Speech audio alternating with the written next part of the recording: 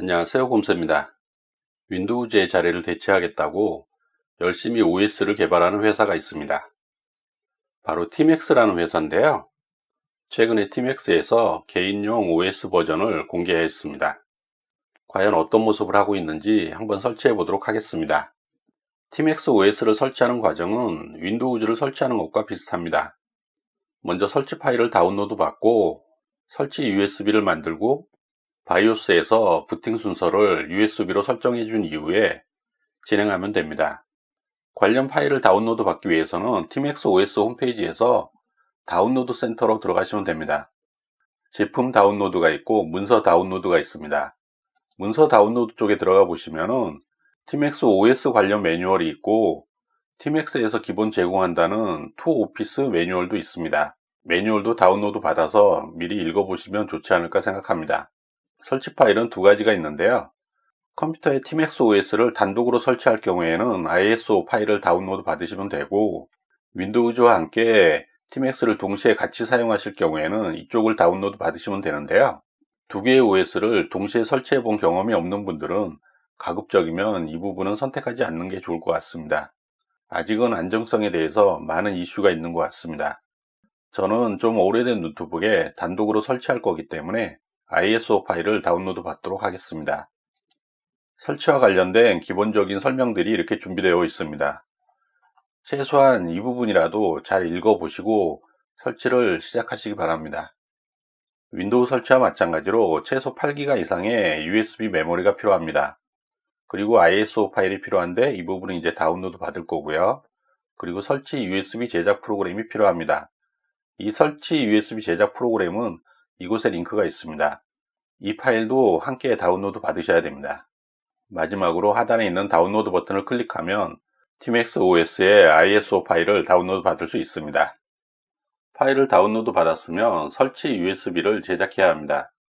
설치 USB 제작을 위해서 다운로드 받은 USB 제작 프로그램을 실행합니다. 장치는 준비하신 USB 메모리를 선택하시면 됩니다. 다른 부분은 특별하게 건드실 게 없고요. 중간에 있는 이 프리도스라고 되어 있는 부분을 IS 이미지로 변경한 이후에 그 옆에서 ISO 파일을 선택합니다.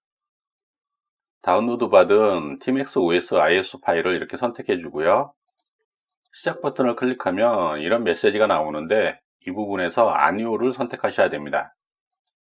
ISO 이미지 모드로 쓰기, OK, 확인.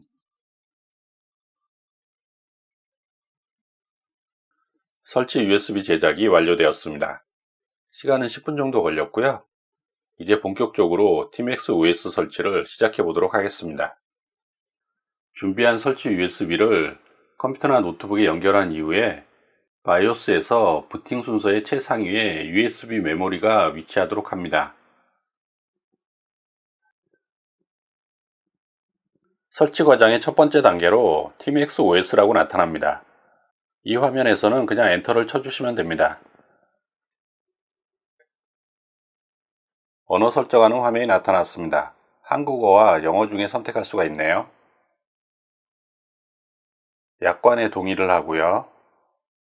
설치하기와 유틸리티 부분이 있는데 유틸리티 같은 경우는 디스크 관리라든지 이런 부분이기 때문에 특별한 이유가 없다면 건드리실 일이 없습니다. 설치하기를 선택합니다. 권장 옵션으로 설치하도록 하겠습니다. 설치할 디스크를 선택해 주고요. 디스크 초기화 후 설치, OS를 설치하는 화면이 나타나고 있습니다. 예상 시간이 채 2분이 되지가 않습니다. 이렇게 짧은 시간 동안에 OS가 설치될 수 있을까요? 기본 OS를 설치한 이후에 패키지 설치로 시간이 좀 더 소요되고 있습니다. 팀엑스 OS 설치 완료. 재부팅이 되면 설치 디스크를 제거해 주십시오. 팀엑스뿐만 아니라 윈도우를 설치할 때도 마찬가지인데요. 이 설치 USB를 제거를 해 주셔야 됩니다. 근데 이거를 제거하지 않고 계속 끼워두면 계속 설치 화면으로 다시 넘어가겠죠.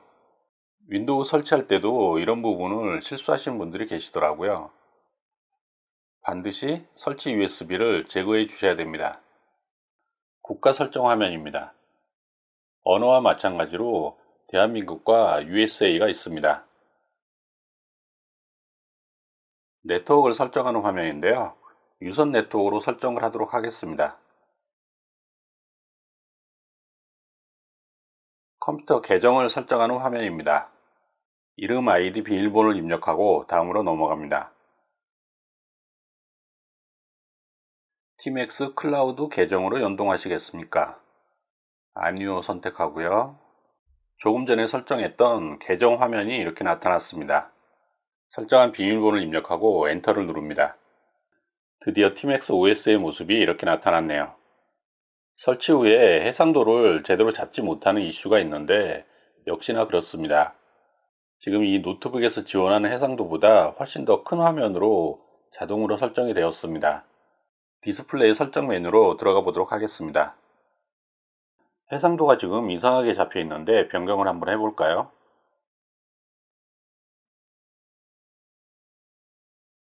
예, 이 정도 해상도가 정상인 것 같습니다. 지금 보고 계시는 노트북은 정말 오래된 노트북입니다. HP의 프리자리오 V3000이라는 모델인데요. 윈도우 7이 나오기 전에 출시된 모델이니까 정말 오래된 모델이겠죠. 컴퓨터의 기본 정보에 들어가 보면은 현재 OS 버전과 프로세서, 메모리 이런 부분들을 보여주고 있습니다. 자세히 보기를 한번 클릭해 보겠습니다. 자세히 보기를 클릭하니까 제어판에 시스템 정보로 이동이 되는군요. 프로세서, 메모리, 키보드, 디스플레이 어댑터, 사운드, 하드디스크 이런 것들에 대한 몇 가지 정보를 보여주고 있습니다.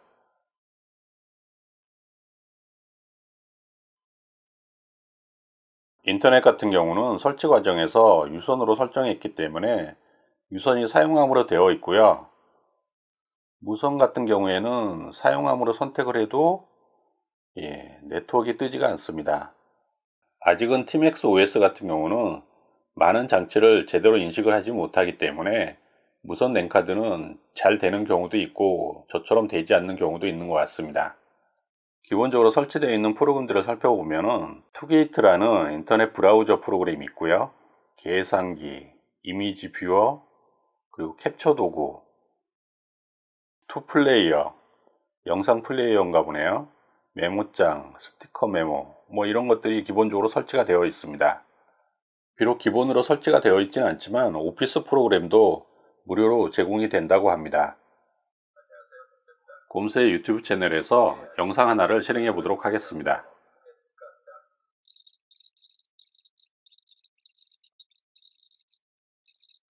소리와 영상 모두 잘 작동되는 모습입니다.